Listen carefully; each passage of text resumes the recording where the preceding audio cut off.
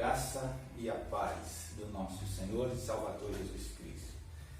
Quero trazer algumas palavras aí no nosso canal do YouTube, para compartilhar com todos aqueles que tiverem a oportunidade de passar por esses pequenos vídeos, umas pequenas devocionais, e eu quero enfatizar alguns assuntos a fim de trazer para o povo no geral, uma palavra de conforto nesses dias, ao qual nós passamos dias tão difíceis aí, e nós precisamos então da palavra de Deus para que ela possa nos dar refrigério, E eu quero começar essa caminhada falando a respeito do pecado.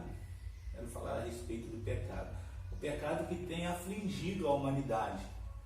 O pecado tem, a cada dia,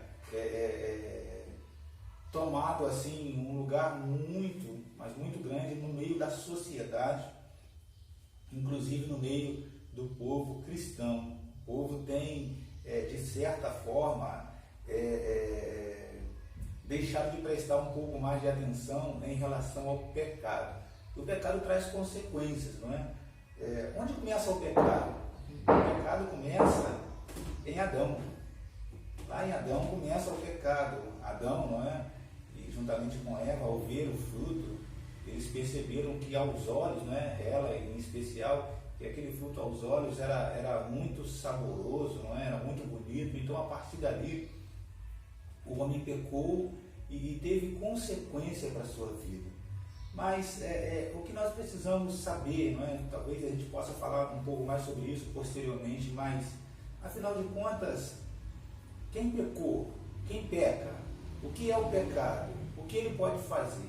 Então, nós somos a geração de Adão, nós adquirimos o pecado, nós nascemos do pecado.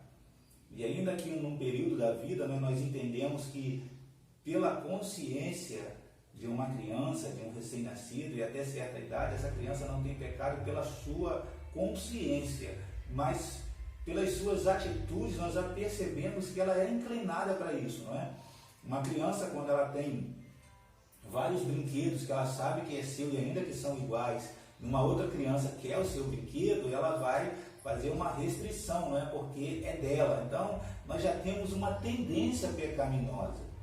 E nós vivemos, então, duas partes dessa consequência. A primeira parte é a consequência da satisfação de uma vida pecaminosa. E qual é essa satisfação? É quando nós vivemos e curtimos os prazeres da carne. Mas chega num momento da vida do homem que ele conhece a palavra de Deus, que ele entende que aqueles prazeres aos olhos de Deus é pecado diante de Deus, e ele então tem uma transformação na sua vida, e ele agora vai viver lutando para não pecar contra Deus. Então essa é a essência, é uma transformação. A Bíblia diz que aquele que está em Cristo, ele é nova criatura. As coisas velhas passaram e eis que tudo se fez novo. Mas esse texto, esse versículo, ele não isenta essa pessoa de ser pecadora, porque apesar de estar em Cristo, ela ainda continua a pecar. Então, alguns textos que eu quero deixar aqui para o nosso entendimento. Romanos capítulo 3, versículo de número 23, diz assim: pois todos pecaram e estão destituídos da glória de Deus. Então todos pecaram, não tem um que não peque. O próprio Romanos aí no capítulo 3, a partir do versículo 10 também, ele começa a trazer essa clareza, esse esclarecimento, a fim de que cada um de nós possa observar e entender que nós somos pecadores e dependentes de Deus. Então, no capítulo 3, versículo 10, ele diz: como está escrito, não há nenhum justo, nenhum sequer, não há ninguém que entenda, ninguém que busque a Deus. Todos se desviaram, tornaram-se juntamente inúteis.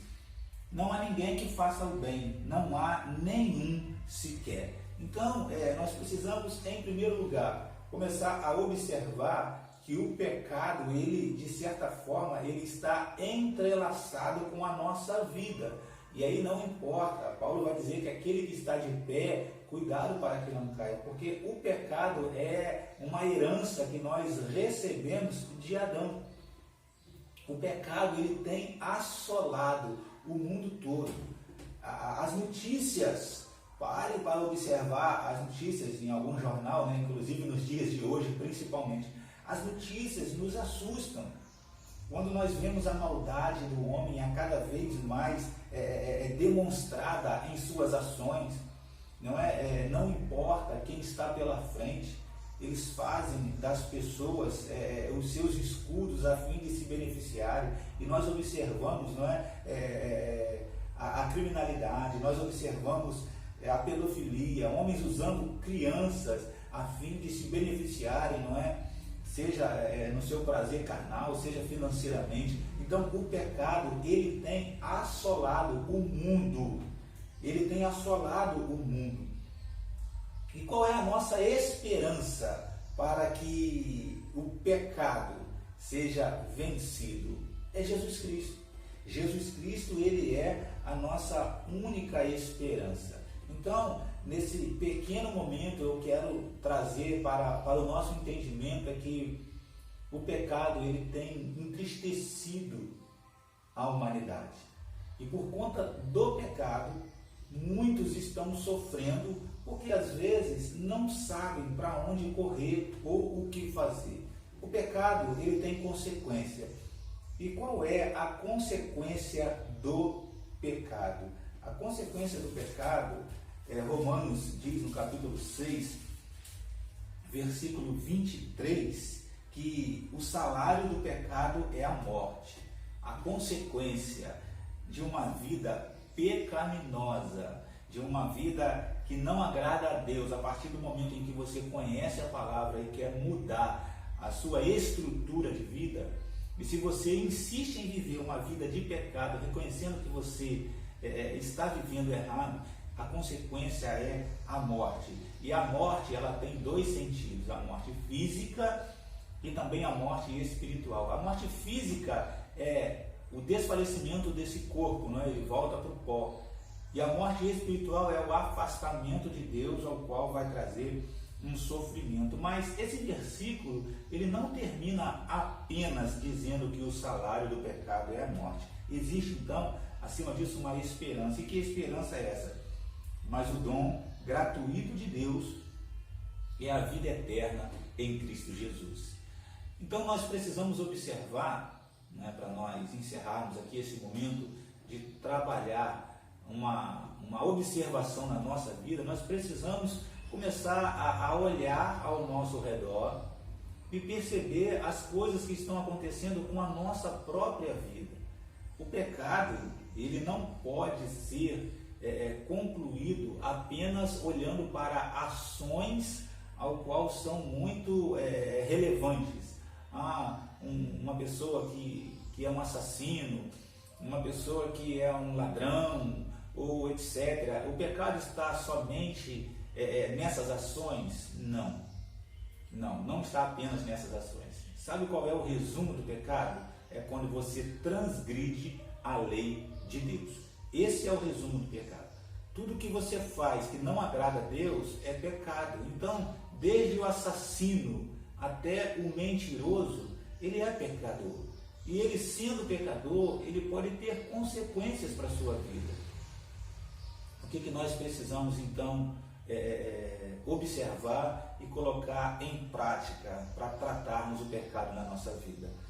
Talvez o que possa assim, nos trazer um entendimento está escrito na carta aos Hebreus, capítulo 12, que ele diz assim: uma vez que nós estamos rodeados por tão grande nuvem de testemunhas, livremos-nos de tudo que nos atrapalha e do pecado que nos envolve e corramos com perseverança a corrida que nos é proposta.